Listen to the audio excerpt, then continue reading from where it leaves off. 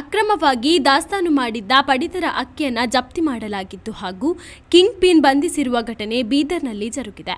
ಹೌದು, ಬೀದರ್ ನಗರದ ಹೊರವಲಯದ ಗೋಡೌನ್ನಲ್ಲಿ ತೋಟಗಾರಿಕೆ ಇಲಾಖೆಯ ಪಕ್ಕದಲ್ಲಿಯೇ ಅಕ್ರಮವಾಗಿ ದಾಸ್ತಾನು ಮಾಡಲಾಗಿದ್ದ ಅಪಾರ ಪ್ರಮಾಣದ ಅಕ್ಕಿಯನ್ನು ಜಪ್ತಿ ಮಾಡಿರುವ ಪೊಲೀಸರು ಈ ಸಂಬಂಧ ಕಿಂಗ್ ಪಿನ್ ಶಾರುಖ್ ಎಂಬಾತನನ್ನು ಬಂಧಿಸಿದ್ದಾರೆ.